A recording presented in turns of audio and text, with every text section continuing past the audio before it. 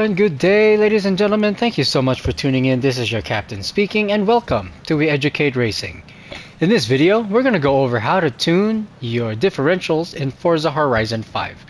But before we do, I just want to remind you guys that our demonstration car is a rear-wheel drive car. What we do in this video might not apply to front-wheel drive or all-wheel drive, so just keep that in mind. Same thing with mid-engine and mid and rear engines. Their influence on torque is different because of inertia, blah blah blah. So it's but I'll get to that in part 2 of the differential video. So stay tuned. Make sure you guys hit the like button and subscribe so you guys don't miss out when those videos comes out. And then yeah, all that being said, guys, it's lights out and away we go. The best way for me to teach you guys the differentials is by how it works, in order. Okay, when you accelerate from a standstill, the LSD is not doing anything. Okay, it's only when you lift off the throttle and you start to turn in. When you turn in, weight shifts to the outside wheel, and then the inside wheel becomes unloaded. That's when the LSD kicks in. The LSD then sends the engine brake from when you lift it off the throttle, and it's sending all of that engine brake to the inside wheel, the wheel that's unloaded, the inside wheel. Yeah. So, but because the inside wheel is unloaded, the influence of the engine brake is very minimal to almost none. The idea is that it's supposed to slow the car down, but because it's unloaded, regardless how strong the engine brake is, it's not going to do anything because the wheel is unloaded. Okay. When I set this to 1, now the engine brake is sending 1% of its strength to the outside wheel. The benefit of this is that it's beginning to stabilize your turn-in.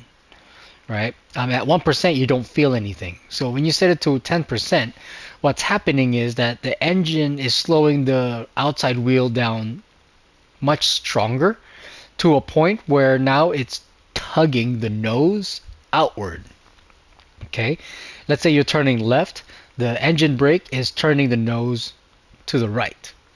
All right? And then it becomes like a battle between your turn in and the engine brakes pulling the nose to the right, and it's stabilizing your turn in. The higher you set this, the more stable your turn in becomes. But there comes a point where it becomes difficult for the car to turn. The reason is because the influence of the engine brake is so strong on the outside wheel that it's just making it so that the nose doesn't want to turn. Okay, there's gonna come to a point where you have to force the car to turn. When you do this, you exceed the limit of the limited slip, making the wheels lock. And then when they lock, the rear end of the car swings out and you crash. Not good. Unless you want to go any higher than, say, 40, you might as well fully lock it. Because anywhere between, I don't know, 40 and 100, it's going to be very difficult for the car to turn. The car does not want to turn. So yeah, because yeah, engine brake and all that. I mean, I could explain how the LSD would lock, but that would be like a whole nother video. But if you guys are interested in it, go ahead and put it down in the comment section, and I'll go ahead and do that for you. Okay. So now that you understand how deceleration works, we're gonna set ours to 30, so that when you set yours to 30, it's going to feel like your turn-in is much smoother.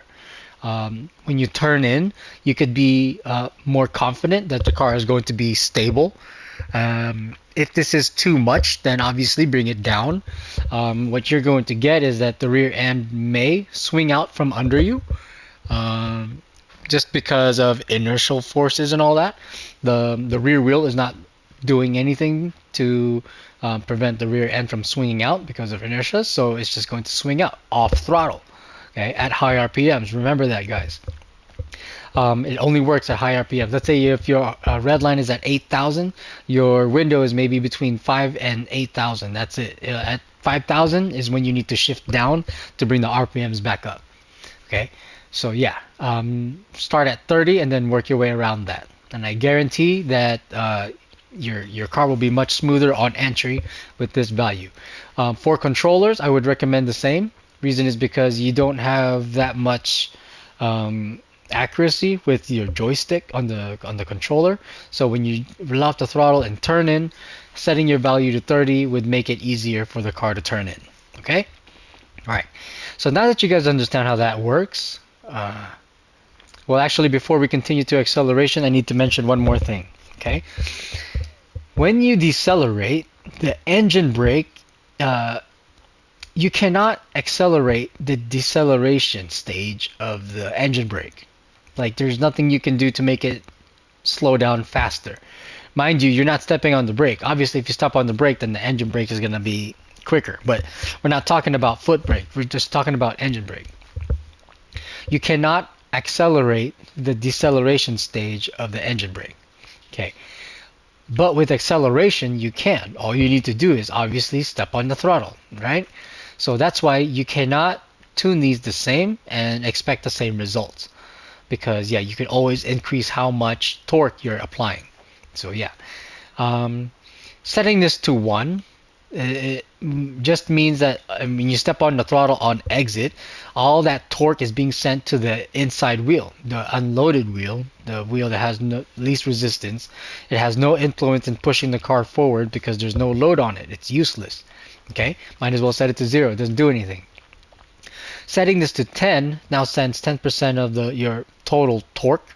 Say you have like 1,000 torque per pound per square feet or pound per, yeah. Then you're using 100 foot per square foot to accelerate the car. Square foot, pound per square inch. What's the thing for torque? I forgot. Anyway, yeah, you're only using 10% of that to accelerate the car forward. Okay, now, one thing to remember, guys. When you're cornering on exit, right, like you passed the apex already, the weight has shifted onto the rear right tire, or rear outside tire. Let's pretend we're turning left, okay.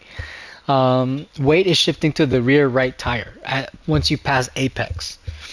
Okay, so not only is it carrying all that weight, the rear right tire, but it's also like gripping the road to ensure that it doesn't slide left and right. Right? Like, so since we're turning left, the rear right tire is making it so that the car doesn't slide to the right. Okay, so not only is it holding the weight, but keeping the car from sliding, but now we're applying 10% of the overall torque to accelerate the car forward. What I'm trying to say is that we're overloading the tire, which makes it easier for the tire to break traction. When the outside tire breaks traction, it's going to lock the inside wheel as well, causing the entire system to lock, and the rear end swings out and we crash. So that's not good. Setting it low makes it easier to accelerate, but the influence of the 10% is not strong enough to accelerate the car properly. So it's going to be like sluggish on exit, right? Setting it to 20 applies more influence of the torque on exit, but again, that outside tire is overloaded. So applying more torque to it would make it easier to break traction. And when it breaks traction, it locks the system. Okay, so in order to prevent that, you need to have a very good throttle foot. If you're very good with your throttle foot, you'll feel just before the tires break traction. And then that means you can apply just the right amount of throttle before that limit, and it'll accelerate the car without breaking traction. The benefit you get out of that is that you can accelerate earlier, even before the apex, and that, yeah, because you're accelerating earlier, you have more road to accelerate. By the time you get to the exit, you're going that much faster, right? And then you get to carry all that speed before you hit the brakes at the next corner, right? So there's a big benefit to increasing this with the issue of easily locking it. But if you have a good throttle foot, then you don't have to worry about it. If you have limited slip differentials, then you don't necessarily have to worry about it. But please turn off limited slip, I mean not limited slip, traction control. Please turn off traction control. so that you can learn how to control with your throttle foot. And then by then you'd be able to increase this higher. So I would recommend setting it to 20 to start, and then when you accelerate coming out of corners, if you lock the rear wheels and the rear end snaps, then this value would be too high for you, and or you're stepping on the throttle too hard. You have to gently give it some love, right? And she'll tell you just when she's about to slip. She'll tell you, and then you just have to learn that.